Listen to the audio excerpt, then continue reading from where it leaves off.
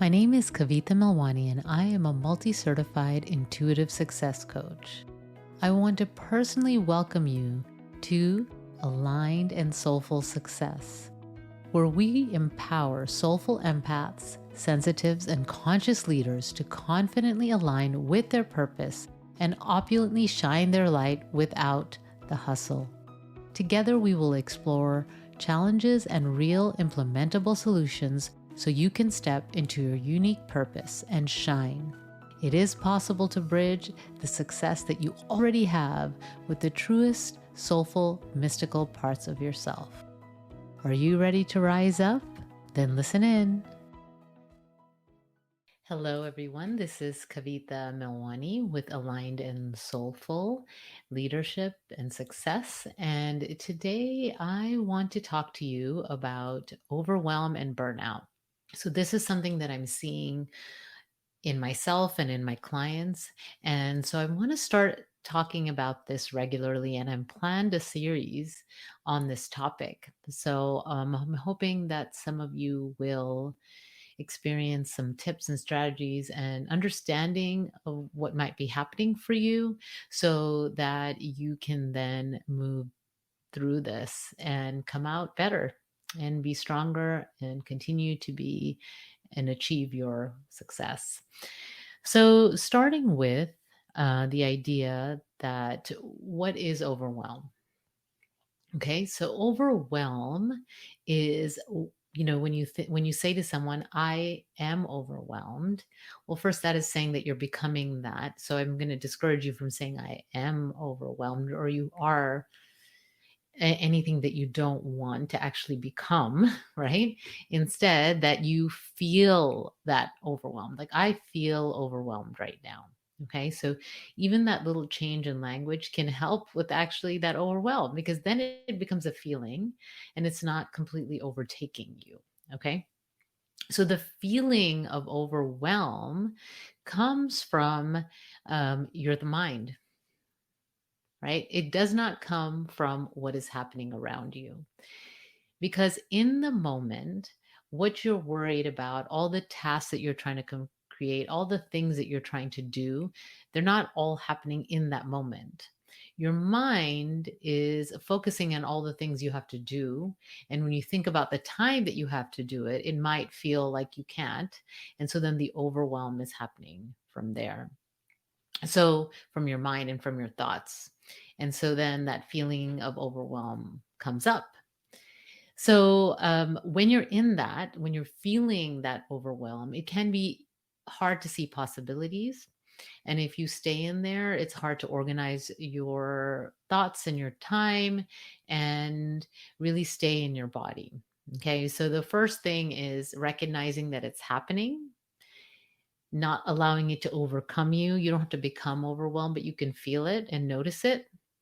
And then sit with that overwhelm and notice that, well, I can't, it's not helping anything, first of all, and it's not going to have to take over everything, and it's not going to help me actually get anything done. Okay, so that recognition. So the overwhelm comes from the mind, even though I'm not discounting that you may have a lot going on. Okay. Our thoughts about all the things that are going on that we have those feelings of overwhelm rise up. Okay. And so then what is burnout? So I am going to use a resource that I found. There's several articles now, but this is a big thing that's happening in society, burnout, especially with after all the challenges and the stress of that has come up over the last couple years, 2.5, 3 years, wherever you're at in the process. Um, it's like the constant state of stress and the constant state of feeling like you need to protect yourself and that worry and all the things that have happened, not just pandemic. And so that can create this kind of burnout, right? And so usually it is from the place that we go to and we blame the burnout is usually our business, our career, right? Our work in the world. Um, and And so then that becomes where we're saying that the burnout is. And it's easy to kind of look at that and I don't want to say attack it, but kind of blame that. Um, and it's really important to look at everything, right? That everything that's been going on. Right. I like to think about the stress and the kind of things that we put on our plate, like as like a kind of a coffee mug, let's say, or a tea mug if you drink tea.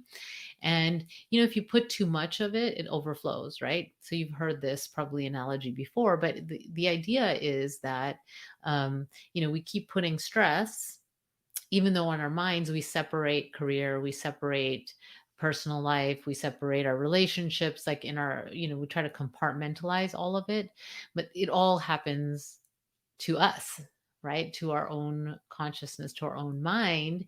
And so we're not, that cup is not separate. That cup of stress that that you have, this cup of tasks, all of that. And so if it gets overflowed, any little thing can set you off. Okay. Any little thing can create a health issue. It's like this kind of like that last thing in the cup. So what are some signs of feeling this burnout? Um, just tired all the time, lack of energy, right? Maybe not sleeping well, finding it hard to concentrate. You might have some physical symptoms. I know of, and I've had clients that have had physical symptoms, and some of them are, psychosomatics that are caused by the stress. Um, Maybe getting sick more often. Maybe you're not as hungry or you're eating more, right? It could be either one of those. And sometimes it can go into anxiety, depression, which becomes, a mental health challenge. And the other is anxiety, right? And like anger. So, like if you're feeling like a sense of anger and irritability and you get irritable easily, those are all signs of, that can be signs of burnout, right? And so, um, that's how it kind of looks. And then, it can show up in like you're not really enjoying things in life. Things look like, what's the point? There's no, um, there's no point in even trying anymore, like nothing works out, like all those kind of thoughts, right? If you're feeling some of these things, and you don't have to feel all of them, you're maybe feeling a sense of burnout. Okay. And so the idea is, and that what I've seen a lot with people that have their, especially entrepreneurs recently, is the sense of, the world of business is changing, and we're hearing, whispers of, or maybe it's not whispers, but of recession and prices going up and all these things. And so there's a lot of fear. And so what a go-to for a lot of us is to just do more, right? Okay. And so think about this. We're feeling overwhelmed. A lot of us are feeling burnout. And then on top of it, we may not be reaching our goals. So we say, well, I guess just have to do more, right? I just have to do more. And so the reality is, just doing more, it, that's not going to result in you accomplishing your goals. Just doing more is just going to be creating more exhaustion, more overwhelm, and more burnout. Okay. And so it's really important to check in with yourself and see what you're truly feeling and work with what you're feeling. And then, you can do that practical aspects of looking at the tasks that you do all day. What are some things that are automatic? What are you doing that's not working? I mean, those aspects are important, and it's important to look at what you're doing, but doing more is not going to make things better unless you look at these things, right? And actually doing more usually doesn't work. It may be a changing of how you do things, but more importantly, how you are, how you show up, right? So for instance, if you're showing up, right, and doing some marketing, but you're exhausted and burnt out, how is that going to come across? Okay. If you are a person that's a service provider and meeting with clients and you're burnt out and exhausted, how are you going to show up? Right. So, how much of that is because of how you're feeling? How much of your results are? I'm going to say they're all because of the results, right? Now, if you're just one thing though is if you're sitting around by yourself in your office or home or whatever, not doing anything, then maybe we have to look at doing more. But most of the people that I speak to are very motivated to be successful and have reached a point where they're just so tired and they don't know what to do, and they just, oh, well, let me learn another strategy, or let me, learn how to do this instead, and maybe that's the answer, and they're looking for the solution. And often the solution is inside. Most of the time it's about you and how you're showing up and how you feel. And instead of just like that kind of doing energy, right? And so when you're looking at what's happening around us, right? If you're not a business owner, not an entrepreneur, and you look at what's happening in the corporate world with the great resignation, with this new thing that everybody's talking about, which is quiet quitting, um, and you look at these things, these are all kind of indicators of this happening, right? This kind of burnout. I'm done. I know I need to make changes. And sometimes, it can be that they're blaming the career. And sometimes it is. I'm not saying that it's always that they're wrong, right? But I'm wondering how many of people that are just saying, I'm just going to quit, really need to check in with themselves and how they're approaching work. And I think some people are doing that through what they're calling the quiet quitting, which I want to spend a few minutes talking about. Okay. So this quiet quitting phenomenon, right, has been happening before. It's not the first I've heard of it. It's just the first time I've heard it called that, right? But it's the idea that you kind of dial in, right? You just show up, do what you're the bare minimum at work, and just enough so maybe you wouldn't get fired, right? But just enough to get the things done, right? Now, instead of the opposite of that, which is what a lot of us have been doing, which is that hustle, right? So, like doing as much as we can, working at all hours, especially working from home. A lot of us have blurred the lines between home and work, right? So, there are advantages to working from home, and the disadvantages are you have to be really clear about the boundaries that you set for yourself for when work ends, where you work. All those things are really important for that mindset, right? So if you haven't created that, that can contribute to the burnout and overwhelm. So with this quiet quitting, I believe that things happen like they flow like a pendulum, right? So we go, when we're trying to figure out what the balance is, it goes from, oh my gosh, we are all working so hard, we're pushing, it's like hustle, we gotta work hard, all this stuff. And then it may go the other way, which I see as the like great resignation and quiet quitting and all of that, right? You go to that extreme of um I forget it. What's the point, right? I'm just going to quit. I just leave everything, right? And then there comes like some, hopefully some kind of like balance here, right? Where it's like, okay, I don't have to work all the time. I don't have to hustle all the time. I don't have to like think about my work all the time. And I don't have to just not care, right? But I can find this kind of medium for myself, this happy medium of where I feel that purpose. I feel that fulfillment. I am able to show up.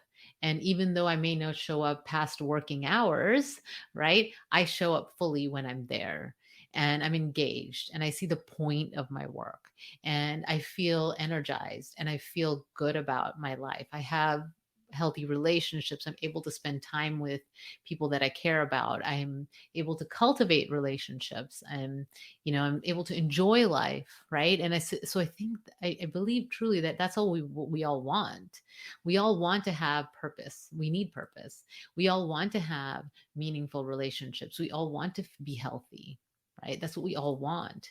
But that figuring out of what is that balance for ourselves, right? And is can be a process that happens, and it's happening collectively through these phenomenon that we're seeing. And I'm curious to see where that medium happens. Okay. So when you have your own business and you are quiet quitting in your own business, that's a major sign of burnout. Most people, not all, most people that start businesses that are entrepreneurs are passionate. They do it for a reason. They're like, they want freedom. They want to be able to be their own boss. They want to work for themselves, and they're really passionate about what they do. Um, and for you as an entrepreneur to feel like this burnout and overwhelm and just I need to do more and like feel like I'm almost trapped in your business, that's where this can happen sometimes, right? So the kind of dialing in, just showing up. Maybe you're doing the tasks in your business, but you're just kind of checking them off, right? You're doing whatever you need to do, but you're not fully present. You're not motivated. Your heart is not in it, as they say, right? And so then it's time to really look inward and check in with what you want in your life. Okay. And how you taking care of yourself. Are you taking care of yourself? Are you neglecting relationships? Most of the time, my clients neglect themselves. They will take care of all the people in their lives, but the main person that they neglect is themselves. They put themselves last on the list, and then they get overwhelmed, burnt out, and even health issues. So I'm going to encourage you to really look at your life. And instead of focusing on one thing and blaming all the things, know that you're a being and all these things come together and contribute to you feeling this way. And so it's time to acknowledge that. It's time to see and really go inward and see what's happening and feel the feelings and not try to avoid it through the numbing and overworking and all the things that we're doing. Obviously, that doesn't work, right? That's what we're seeing these changes around us. And so I want to continue the series where I'll go deeper into some of the things that I've talked about today. I'm going to talk more about the physical aspect of burnout. I want to talk more about the business owner and the entrepreneur and what they can experience, more about an empath and what an empath can experience with burnout and overwhelm and why they may experience that. Because I'm an empath, experience that a little bit differently or maybe a little bit deeper. I don't know, right? It depends on the person. And when you are passionate and you're really feeling purposeful in your days, life is very different. And so I want that for all of you. So really start with really looking inward instead of looking at the outside and blaming the outside or blaming one thing, right? And giving yourself that kind of space to see what's happening. And I look forward to talking more about this topic that I think is so vital and helpful right now. And so again, this is Kavita Melwani with Aligned and Soulful, and I look forward to connecting with you again. In the meantime, take good care. Bye. Thank you for joining us for Aligned and Soulful podcast. To view the show notes and all the links that I mentioned in today's episode, please visit alignedandsoulfulpodcast.com. That's also where you can download my free gift, which is an abundance visualization and exercise to help you unlock your abundance. And so also before you go, make sure you subscribe to the podcast so that you can receive new episodes right when they're released. You can subscribe right now in the app that you're listening to this podcast on. And thank you again for joining me for Aligned and Soulful. This is Kavita Melwani. I will see you next time. Until then, take good care. Bye.